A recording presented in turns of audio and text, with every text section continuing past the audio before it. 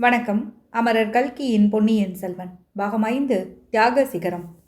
அத்தியாயம் 22 மகிழ்ச்சியும் துயரமும். வானதியின் சிரிப்பொலியுடன் கலந்த வார்த்தைகளை கேட்டுவிட்டு இளவரசரும் சிரித்துக்கொண்டே யானையின் மேலிருந்து கீழிறங்கினார். ஆக, யானை ஏற்றம் என்பது மிகவும் கடினமான காரியம். ராஜ்ய சிம்மாசனத்தில் ஏறுவது போலத்தான். யானை மேல் ஏறுவதும் கஷ்டம், அதன் மேல் உட்கார்ந்திருப்பதும் கஷ்டம், யானை மேலிருந்து இறங்குவது எல்லாவற்றையும் விட கஷ்டம்.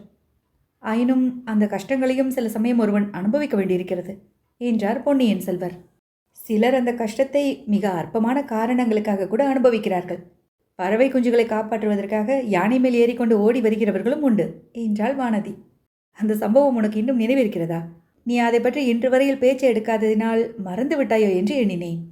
உலகமெல்லாம் சுற்றி அலைந்து அநேக வீரச் செயல்களில் ஈடுபடுகிறவர்கள் மறந்து விடுவார்கள். அரண்மனையிலேயே இருக்கும் பேதை பெண்ணுக்கு அதை ஞாபகம் வைத்துக் கொள்வதை விட வேறென்ன வேலை? தாங்கள் அன்றைக்கு யானை மேல் ஏறிக்கொண்டு வந்ததும் நினைவிருக்கிறது.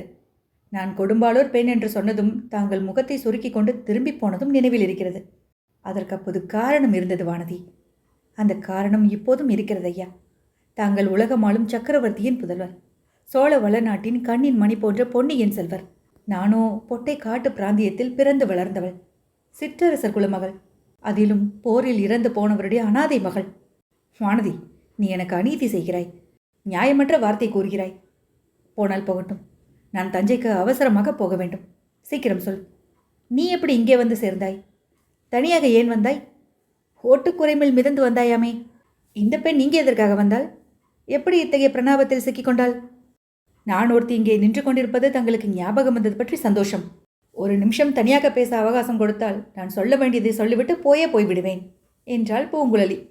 அந்த இரண்டு பெண்களும் அச்சமயம் இளவரசரின் முன்னால் நேருக்கு நேர் நின்றபோது எப்படியோ அவர்களுக்கு அசாதாரண தைரியமும் வாசாலகமும் ஏற்பட்டிருந்தன. சமுத்திரகுமாரி, உன்னை மறந்துவிட்டேன் என்றா நினைத்தாய்? அது எப்படி முடியும்? நீதான் நான் கூப்பிட கூப்பிட நின்று கூட பதில் சொல்லாமல் படகை செலுத்தி கொண்டு வந்தாய். அப்படி அவசரமாக வந்தவள் மரக்கிளைக்கும் முதலையின் திறந்த வாய்க்கும் நடுவில் நின்று ஊஞ்சலாடி கொண்டிருந்ததை என் ஆயுள் உள்ள வரையும் மறக்க முடியாது என்று சொல்லிவிட்டு இளவரசர் சிரித்தார். உன்னை தூக்க முடியாமல் தூக்கி பிடித்து கொண்டு வானதி பட்டு கொண்டிருந்த அவஸ்தையையும் நான் மறக்க முடியாது. ஆனால் நீங்கள் இருவரும் இங்கே எப்படி வந்து சேர்ந்தீர்கள்? எதற்காக? யாராவது ஒருவர் சீக்கிரம் சொல்லுங்கள். பொன்னியின் செல்வன், நானும் தங்கள் திருத்தமக்கையாரும் தங்களை வழியில் கண்டு நிறுத்தி தஞ்சாவூருக்கு போவதை தடை செய்வதற்காக வந்தோம். தாங்கள் தற்சமயம் தஞ்சாவூர் வந்தால் அங்கே பெரிய யுத்தம் மூலம் என்று இளைய பிராட்டி அஞ்சுகிறார். அதற்கு முன்னால் தங்களை சந்தித்து பேச விரும்புகிறார். இளைய பிராட்டி இப்போது எங்கே? குழந்தையில் இருக்கிறார். நீ மட்டும் எப்படி இங்கே தனியாக வந்தாய்? வழியில் குழந்தை ஜோதிடர் வீட்டில் நானும் இளைய பிராட்டியும் சிறிது நேரம் தங்கினோம். அந்த சமயத்தில் காவேரி கரையை உடைத்து கொண்டு வந்து ஜோதிடர் வீட்டையே அடித்து கொண்டு வந்துவிட்டது. இளவரசே, காவேரி தாய் தங்களை குழந்தை பிராயத்தில் காப்பாற்றியதாக சொல்கிறார்கள். தங்களுக்கு இந்த பொன்னி நதியின் பேரில் எவ்வளவோ ஆசை உண்டு என்பதையும் அறிவேன். ஆனால் இன்று இந்த நதியினால் நாடு நகரங்களும் மக்கள் மிருகங்களும் பட்ட கஷ்டத்தை நினைப்பதற்கே பயங்கரமாக இருக்கிறது. காவேரி தாய் மிக கொடுமையானவள் என்று சொல்ல தோன்றுகிறது. வானதி, காவேரி அணையின் பேரில் அப்படி பழி சொல்லாதே. இந்த மாதரசிக்கு எங்கள் சோழ நாட்டின் பேரில் அவ்வளவு ஆசை.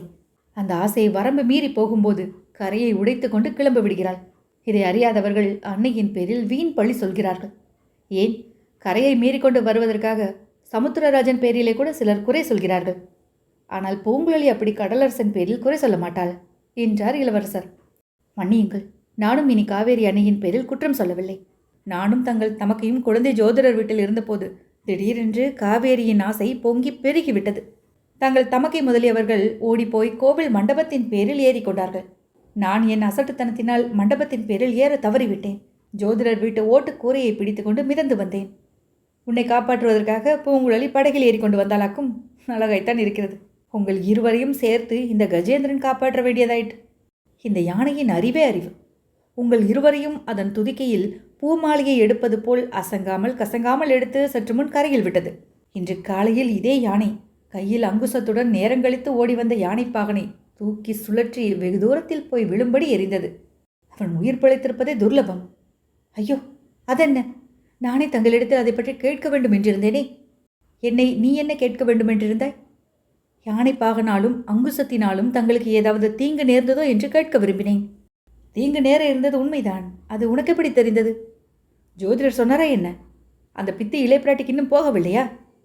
ஜோதிடர் சொல்லவில்லை. சொன்னாலும் நாங்கள் நம்பி இருக்க மாட்டோம் பெரிய பழுவேற்றையர் சொன்னார். என்ன என்ன? யார் சொன்னார்? ஆம் இளவரசே, தனாதிகாரி பெரிய பழுவேற்றையர் தான் சொன்னார். நாங்கள் ஜோதிடர் வீட்டில் இருந்தபோது திடும் பிரவேசமாக அவர் உள்ளே நுழைந்து வந்தார். தங்களுக்கு வரக்கூடிய ஆபத்தை பற்றி சொன்னார். விஷந்தடவிய அங்குசத்தை பற்றியும் சொன்னார். ஆ, இது பெரிய அதிசயம்தான். அவருக்கு எவ்விதம் தெரிந்தது? அவரும் ஜோதிடர் ஆகிவிட்டாரா? அல்லது ஒருவேளை எல்லோரும் சொல்வது போல் அவரே இந்த ஏற்பாடு செய்தாரா? இல்லை இளவரசே, அவர் செய்த ஏற்பாடல்ல. பாண்டிய நாட்டு சதிகாரர்கள் ரகசியமாக பேசிக் கொண்டிருந்ததை ஒட்டு கேட்டதனால் அறிந்து கொண்டாராம். ஓ, இன்னும் ஏதாவது அவர் சொன்னாரா? நினைப்பதற்கும் சொல்வதற்கும் பயங்கரமாக இருக்கிறது. தங்களையும் தங்கள் தந்தையையும் மூத்த இளவரசரான ஆதித்த கரிகாலரையும் ஒரே நாளில் யமனுலகம் அனுப்ப அந்த சதிகாரர்கள் திட்டமிட்டிருப்பதாக சொன்னார். அவர் ஆதித்த கரிகாலரை காப்பாற்றுவதற்காக கடம்பூருக்கும் விரைந்து போய்விட்டார். தங்களுக்கும் சக்கரவர்த்திக்கும் இளைய பிராட்டி எச்சரிக்கை செய்ய வேண்டும் என்பதாக சொல்லிவிட்டு போனார்.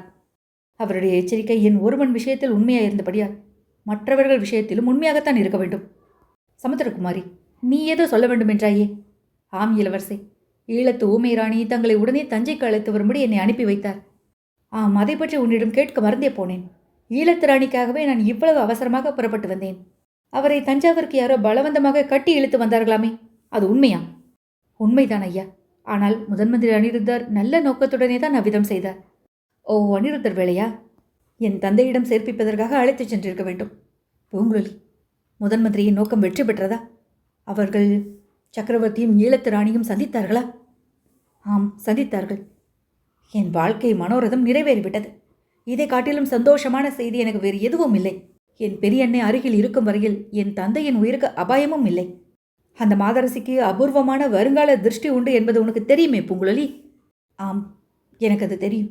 ஈழத்திராணி இருக்கும் வரையில் சக்கரவர்த்திக்கு அபாயம் இல்லை. ஆனால் ஆனால் என்ன? ஏன் தயங்கி நிற்கிறாய் சமுத்திரகுமாரி? சொல்ல தயக்கமாகவே இருக்கிறது. நான் எழவில்லை.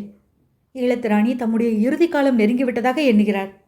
கடைசியாக கண் மூடுவதற்கு முன்னால் தங்களை ஒருமுறை பார்க்க விரும்புகிறார் என்றாள். தெய்வமே, இதென்ன சொல்கிறாய்? சந்தோஷமான செய்தியை சொல்லிவிட்டு உடனே இந்த பேரிடி போன்ற செய்தியையும் சொல்கிறாயே. இனி நான் ஒரு கணமும் தாமதிப்பதற்கில்லை. வானதி, இளைய பிராட்டியிடம் மன்னிப்பு கேட்டுக்கொண்டதாக சொல் என்றார் அருள்மொழிவர்மர். அத்தியாயம் 22 நிறைவுற்றது.